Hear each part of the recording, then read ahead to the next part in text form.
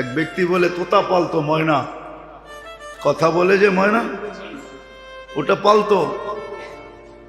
একদিন সকালে শিকারে যেতেছে, ময়না জিজ্ঞাসা করতেছে মালিক কোথায়?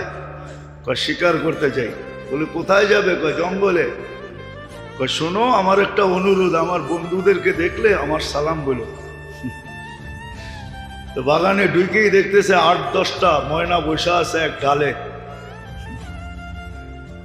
তো দেখা ওই নিজের ময়নার কথা মনে উঠছে, ওনা সালাম দিতে বলছে বন্ধুদেরকে, তো সম্বোধন করে বলতেছে তোমাদের মতো একটা তোতা আমার কাছেও আছে, সে তোমাদেরকে সালাম দিছে।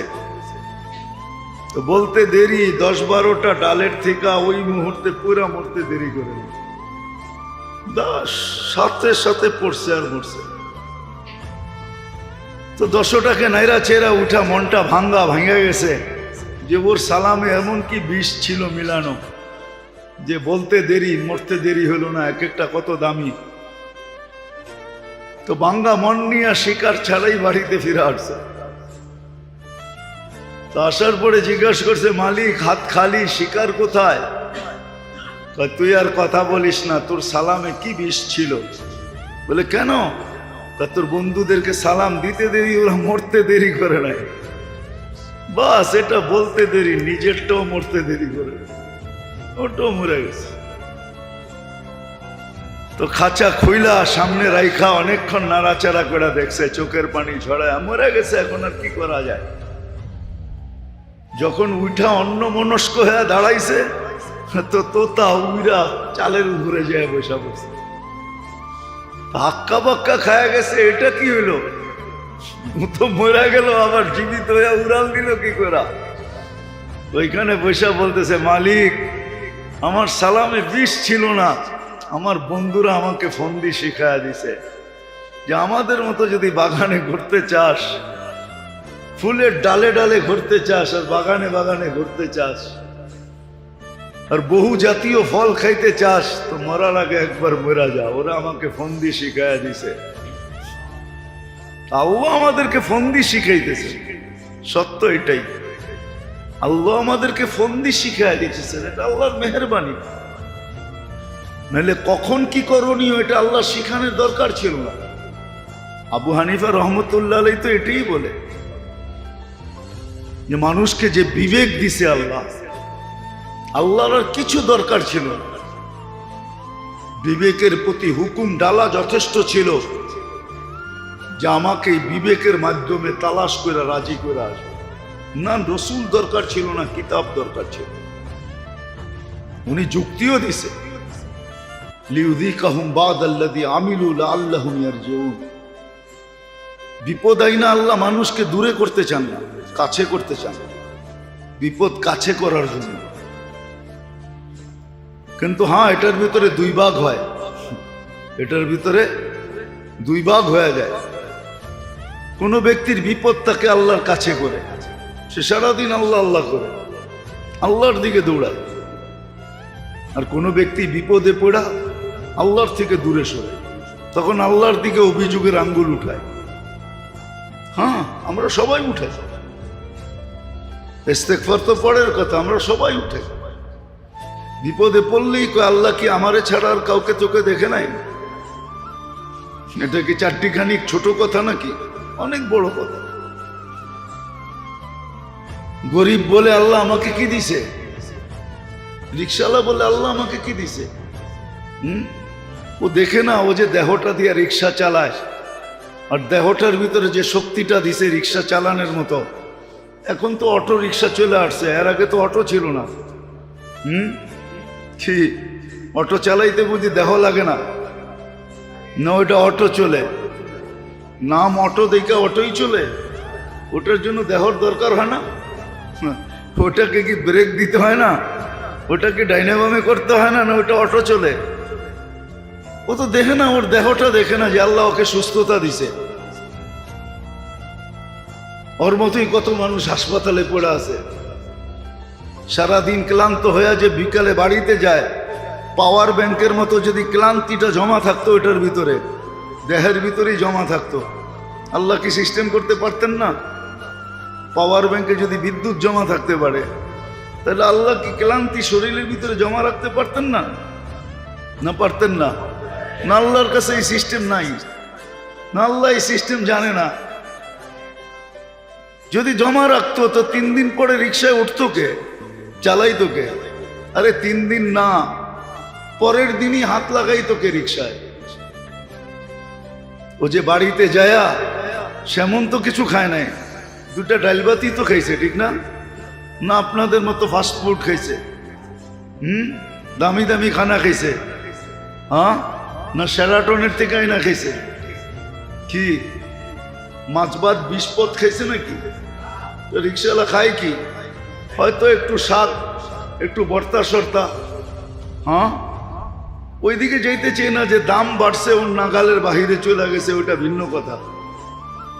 4টা ডাল ভাত খায়া যে সকালে আবার চাঙ্গা হয়ে রিক্সা নিয়ে বাহির হয়েছে, এটা তো ভাবে না। ও তো অভিযোগ করতেছে, আল্লাহ আমারে কি দিছে? আল্লাহ কি দিছে? আবার সত্য তো এটাই,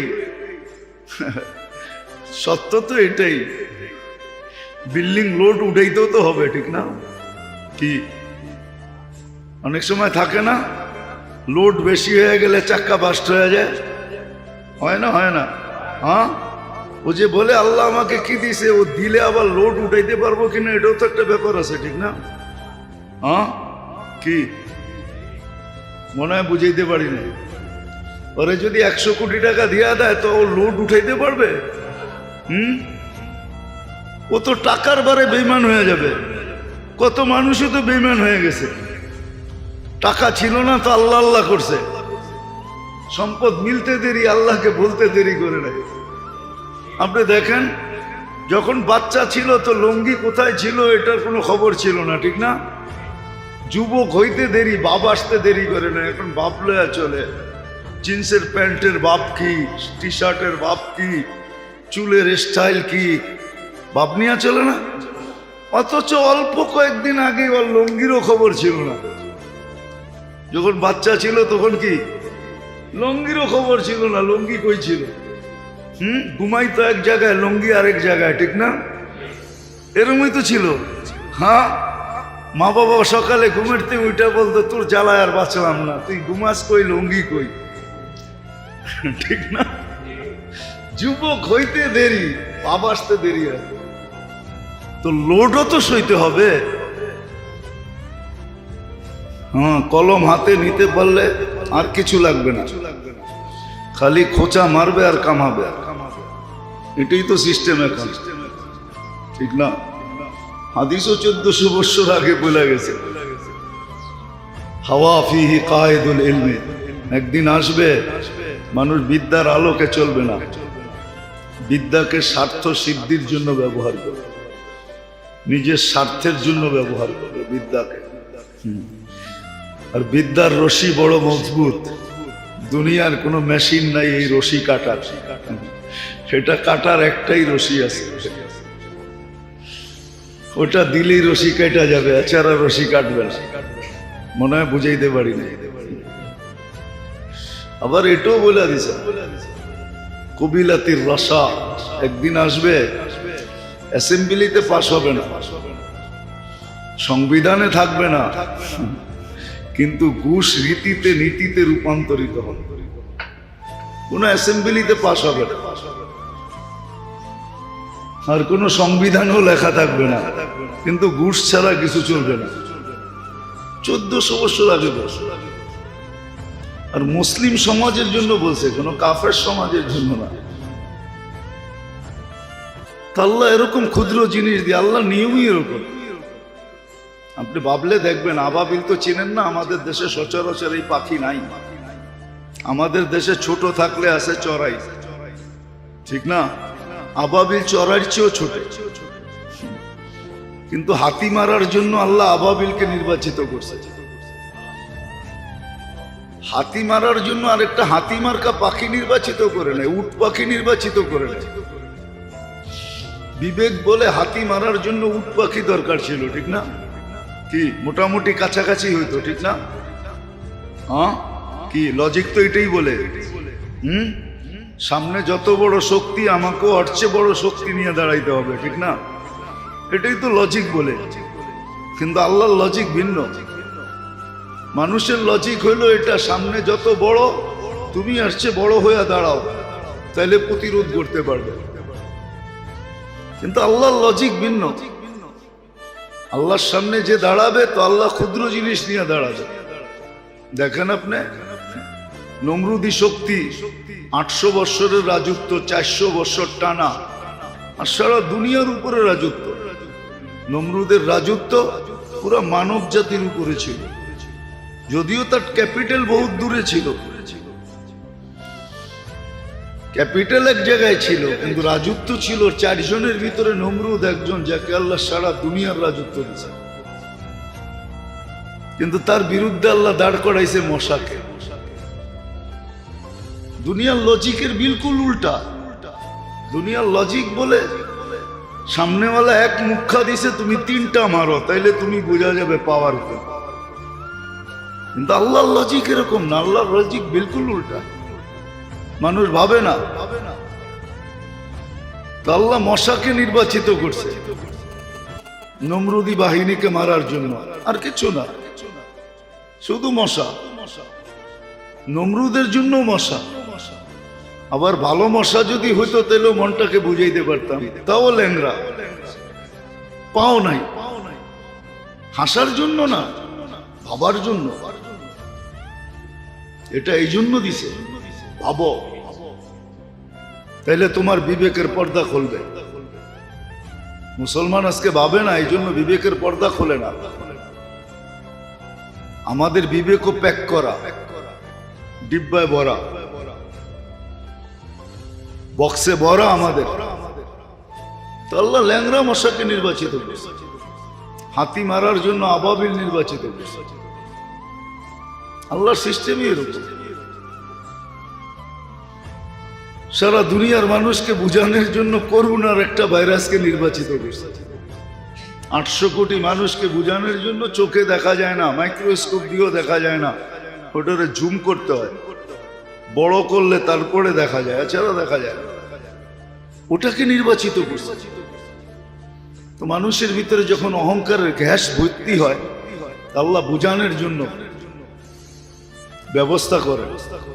ক্ষুদ্র থেকে ক্ষুদ্র জিনিস দিয়ে আল্লাহ বুঝায়, আর জিরু করে বুঝায়। 2020 সারা দুনিয়া জিরু ছিল। করোনা যখন শুরু হয় তখন সারা দুনিয়া জিরু, না জিরু ছিল না হিরু ছিল, হ্যাঁ জিরু ছিল। যারা সারাদিন ঘুরতো, বস্তিতে থাকতো, ওদের ভিতরে কোনো প্রভাবই পড়ে নাই। আর যারা দুনিয়ার সবচেয়ে সুরক্ষিত ছিল, এদের একের পর এক হইতেছিল। কি কানাডার প্রধানমন্ত্রী 2বার হয়েছে, ইংল্যান্ডের প্রধানমন্ত্রীর হয়েছে, আরো এরকম কত প্রধানমন্ত্রীর হয়েছে আমরা জানি না, মিডিয়া চর্চাই করে নাই, মিডিয়া জানায় নাই, আমরাও জানি নাই। সত্য তো এটাই। এই জন্য আল্লাহ বুঝে, আল্লাহ দিক নির্দেশনা দেয় যে কোন অবস্থায় তুমি কি করবে। আবার বললাম না, এটার উপরে আল্লাহ বিরাট বিরাট পুরস্কার রাখছেন। দুনিয়ার মানুষের পুরস্কার কতটুকু দেয়, আছেই কি দিবেই কি। দুনিয়ার মানুষ তো এটাই, নিজের পেটেই ভরে না, আরেকজনকে কোত্থেকে দিবে? আরেকজনকে কোত্থেকে দিবে? আর দিলেও আপনার থেকে নিয়েই আপনাকে দিয়া দেখাইতেছে আমি খুব দিতেছি। পিছে তাকাইলে দেখবেন এটা আপনার জ্যাবের থেকেই গেছে। যেটা উনি দিয়া শো করতেছে, ওটা যদি তাকান, খুঁজতে যান, তো দেখবেন যে আপনার জ্যাবের থেকেই গেছে, আপনার জ্যাবের থেকেই গেছে। ওইটাই আপনাকে রিপিট করতেছে। দুনিয়ার মানুষের তো এই অবস্থা, আল্লাহর এরকম না। আল্লাহ বড় বড় পুরস্কার রাখছে। এই জন্য দিক নির্দেশনা আমাদেরকে দেন, যেন আমরা বিপদ থেকে বেঁচে যাই। যাক, যেটা আমি বুঝাইতে চাইতেছি, আল্লাহ করুক, বুঝে আসুক। আমার শিখি আমরা যে কোন অবস্থায় আমাকে কি করতে হবে, কোন অবস্থায় আমাকে কোন দিকে যেতে হবে। আল্লাহর দিক নির্দেশনা কি, আল্লাহর রসুল কি বলছেন, দিক নির্দেশনা কি দিচ্ছেন। কোরআন এটাই বোঝায়, ইদা আসাবাতহুম মুসিবাতুন ক্বালু ইন্না লিল্লাহ। মুসিবত আসতে দেরি, আল্লাহকে ডাকতে দেরি করো না। ইদা আসাবাতহুম মুসিবাতুন ক্বালু ইন্না লিল্লাহ। এটা শুধু মরার খবর শুনে না, এটা সর্বক্ষেত্রে, এটা একটা রুলস শিখাইতেছেন আল্লাহ, নিয়ম শিখাইতেছেন। তুমি কি করবে মুসিবত আসলে, করবে কি? মুসিবত আসলে করবে কি? তখন আল্লাহ বলে চিৎকার দাও, আল্লাহর দিকে দৌড়াও। আল্লাহর চেয়ে বড় নিরাপদ আশ্রয় কোথাও নাই। আল্লাহ সবচেয়ে বড় নিরাপদ আশ্রয়, আল্লাহর চেয়ে বড় নিরাপদ আশ্রয় কোথাও নাই। এটাই সত্য। যদিও বিবেক বুঝবে না, বুদ্ধি বুঝবে না, বিদ্যা বুঝবে না, কেননা এখন তো পুরাটাই আমাদের জীবন উল্টা গঙ্গা। গঙ্গা এখন উল্টা বাইতেছে, সিধা না, সব উল্টা। পুরা বিবেক বুদ্ধি বিদ্যা সবকিছু উল্টা ছাপ। এই জন্য বুঝাবে না, বিবেক বুঝাবে না, বুদ্ধি বুঝাবে না, বিদ্যা আমাদেরকে বুঝাবে না। কিন্তু মুসলমান হিসাবে সত্য এটাই, মুসিবত আসলে আল্লাহ বলে চিৎকার দাও, আল্লাহ বলে চিৎকার দাও, আল্লাহর দিকে দৌড় দাও। ফিরলু ইলাল্লাহ, আল্লাহর দিকে ভাবো। ওয়াইদা আসাবাতহুম মুসিবাতুন ক্বালু ইন্না লিল্লাহ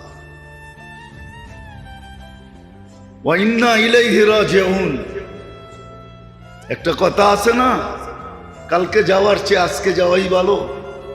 কালকে যাওয়ার চেয়ে, মাঝে মাঝে বলে না, আরে কালকে যখন যেতে হবে আজকেই যাইগা, আজকেই। হ্যাঁ, কোরআনও আমাকে এটাই বুঝিয়েছে, কালকে কিন্তু তোমাকে আল্লাহর কাছে যেতে হবে, বিদে আজকেই যাওগা, আজকেই আল্লাহর কাছে হও। কোরআন এটাই বুঝিয়েছে যে কালকে কিন্তু তোমাকে বাধ্য হয়ে আল্লাহর কাছে যেতে হবে। বাধ্য হয়ে যাওয়ার চেয়ে সদ ইচ্ছা আল্লাহর কাছে যাও, আল্লাহর কাছে যাও। মনীষীরা বড় সুন্দরভাবে বুঝাইছেন। ইবনুল কাইয়ুম জাওজি রহমতুল্লাহ আলাইহি বুঝাইছেন, ওনার কিতাবে আছে। যদিও কাহিনী, কিন্তু শিক্ষামূলক কাহিনী। যা হোক, যেটা বুঝাইতে চেয়েছি, সুরক্ষিত করে, লালন পালনও করে, আবার 24 ঘন্টার দিক নির্দেশনাও দেয় যে কখন কি করবে। এই দিক নির্দেশনাও আছে। আল্লাহ মানুষকে দিক নির্দেশনা দিয়েছে। খুশি হইলে কি করবে, মিললে কি করবে, না মিললে কি করবে, খুশি হইলে কি করবে, দুঃখ হইলে কি করবে, সুস্থ হইলে কি করবে, অসুস্থ হইলে কি করবে, সর্বক্ষেত্রের দিক নির্দেশনা আছে। আবার প্রত্যেক দিক নির্দেশনার উপরে ওয়াদা আছে, বড় বড় পুরস্কারের ওয়াদা আছে, ছোট ছোট না। মানুষ তো ছোট ছোট দেয়। এটা পাওয়ার জন্য, এটা পাওয়ার জন্যই তো কতজন পাগল হয়ে যায়, ধর্ম কর্ম সব ছেড়ে দেয় এই ছোট ছোট পাওয়ার জন্য। কিন্তু আল্লাহ বড় বড় পুরস্কার রাখছে। হ্যাঁ, পাওয়ার উপরে কেউ শুকরিয়া আদায় করে আলহামদুলিল্লাহ বললো, তো আলহামদুলিল্লাহর সওয়াব দেখেন কত বড়। দেখেন, কিতাব খুলে দেখেন আলহামদুলিল্লাহর সওয়াব কত বড়, সুবহানাল্লাহর সওয়াব কত বড়। তো এটাও বুঝিয়ে দিয়েছেন কোন ক্ষেত্রে কি করবে, দিক নির্দেশনা দিতেছেন 24 ঘন্টা। আবার যেটা মানুষের বুঝে আসে না, চোখে দেখে না, অলৌকিক প্রাকৃতিক যেটাকে আমরা বলি, বিপদ থেকে বাঁচাইতেছে। নাহলে মানুষ তো সিগন্যাল উঠায়, ঠিক না? উঠায় না সিগন্যাল? হ্যাঁ, 10 নম্বর মহাবিপদ সংকেত উঠায় দিছে। মানুষের ধারণা যে কিচ্ছু থাকবে না, ঠিক না? কিন্তু আল্লাহ বাঁচায়। মুখা মারার কথা ছিল আমাদের দেশে, কিন্তু মুখা অন্য দিকে গেছে। মুখা চিনেন? মুখা মুখা মারার কথা ছিল আমাদেরকে, কিন্তু আল্লাহ বলে না, মারতে দিব না, এখানে আরেক দিকে চলে গেছে। সত্য এটাই। ভূমিকম্প আসলে মানুষ বলে ভাবে যে হয়তো শোয়া রেখে চলে যাবে, কিন্তু শতবার আসছে, আল্লাহ কিছু হইতে দেন নাই। বাঁচাইছে কে? হ্যাঁ, এই মাত্রার ভূমিকম্প, এর চেয়ে কম মাত্রার ভূমিকম্প দিয়ে আরেক জায়গায় শোয়াত হয়ে গেছে। আল্লাহ বাঁচায়, সত্য এটাই। এই জন্য মেরে দোস্ত আমাদের শিখা উচিত, কমসে কম নিজের সেফটির জন্য, নিজের জন্য এটা শিখা উচিত, নিজের ফ্যামিলির জন্য, পরিবারের জন্য, সংসারের জন্য শিখা উচিত, শিখা উচিত, ভাবা উচিত। সত্য এটাই। আমরা যত কিছুই বলি না কেন, আমরা যত কিছুই বলি না কেন, আল্লাহ বারবার মানুষকে হারায়া দেখাইছে, বারবার আল্লাহ মানুষকে হারায়া দেখায়, যুগে যুগে দেখায়। হ্যাঁ, শুধু সেফটি ট্যাঙ্কিতে গ্যাস তৈরি হয় না, সেফটি ট্যাঙ্কি থাকে না, মাঝে মাঝে গ্যাস তৈরি হয় তো, আবার মানুষ মারাও যায়, ঠিক না? আমাদের ভিতরেও গ্যাস তৈরি হয়, এটা হলো অহংকারের গ্যাস। এটা, এই গ্যাসের নাম হলো অহংকারের গ্যাস। এলপিজি, সিএনজি, গ্যাসের কত নাম আছে না? কি কন? আবার গ্যাস্ট্রিক না, কিন্তু ওটাও একটা গ্যাস, কিন্তু অহংকারেরও গ্যাস আছে। এই জন্য আল্লাহ শত বৎসর পর পর মুসিবত আনে। করুণা এরকম আসা গেল, আল্লাহ মানুষকে পরাস্ত করে দেখায় যে বড় গ্যাস হয়ে গেছে তোমাদের ভিতরে, অহংকারের গ্যাস। কিন্তু আল্লাহ জাল্লে জালালুহু আম্মা নওয়ালুহু মানুষকে তৈরি করছেন, নিজে কুদরত দিয়ে সাজাইছেন, 24 ঘন্টা সুরক্ষিত করেন।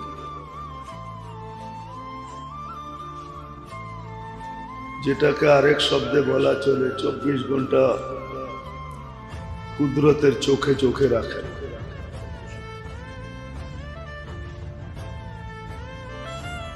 মানুষ তো সিসি ক্যামেরায় কতক্ষণ নজর রাখে, সামান্য সময় সিসি ক্যামেরার মনিটরিং দেখতে থাকে,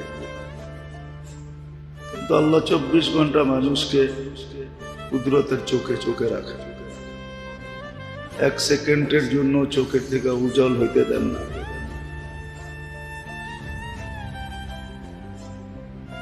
অস্তিত্ব দিলেন, সাজাইলেন, সুরক্ষিত করলেন, চোখে চোখেও রাখেন, আবার লালন পালনও করেন। এগুলো সবই ফ্রি সার্ভিসের অন্তর্ভুক্ত, ফ্রি সার্ভিস দিয়ে যেতেছে। আবার সর্বক্ষেত্রে মানুষকে দিক নির্দেশনাও দিতেছেন, কোন অবস্থায় মানুষ কি করবে, খুশি হইলে কি করবে, দুঃখ হইলে কি করবে, সুস্থ হইলে কি করবে, অসুস্থ হইলে কি করবে। আসলে বাবার পরিধিটা অনেক লম্বা ছিল, কিন্তু ভাববে কে?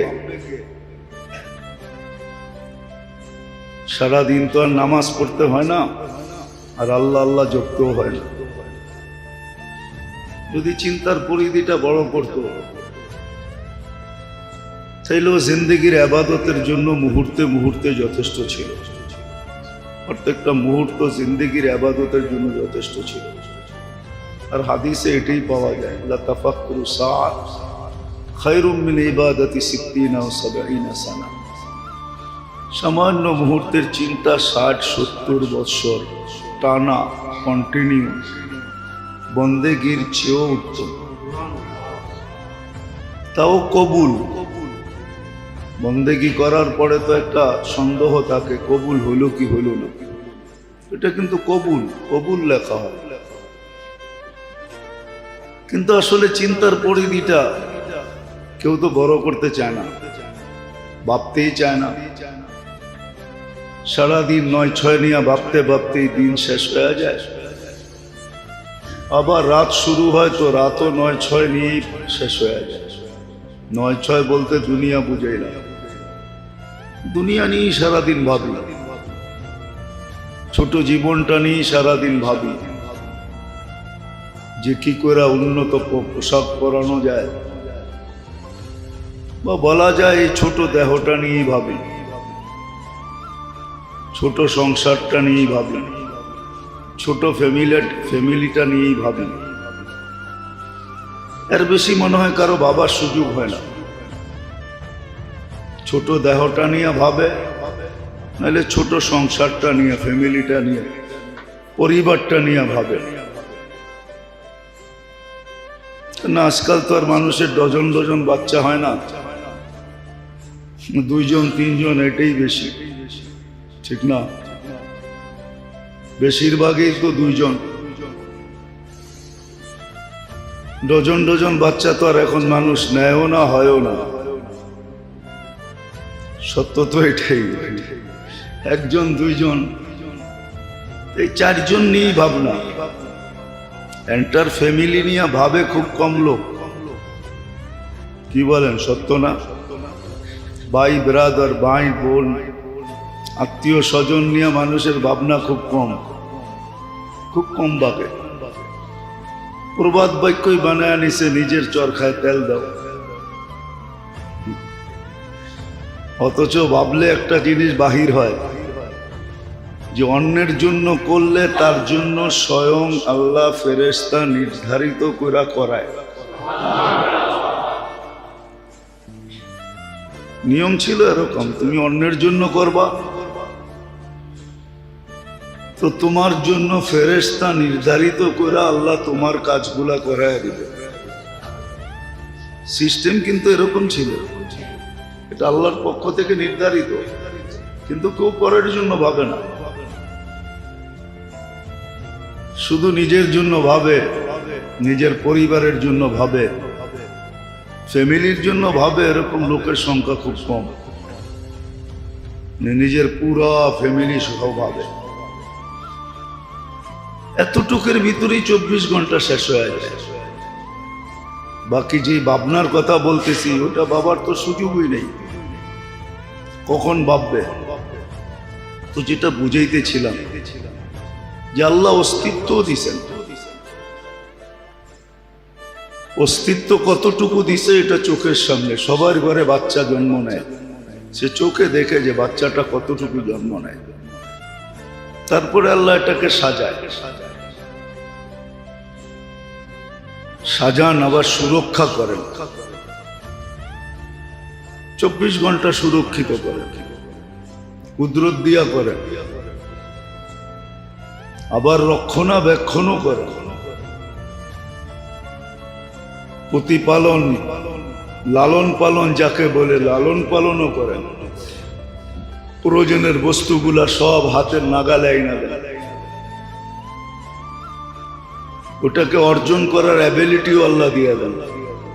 ধনী কিন্তু আল্লাহই বানায়, পয়সাওয়ালা আল্লাহ বানায়। মানুষ নিজে পয়সাওয়ালা হইতে পারে না।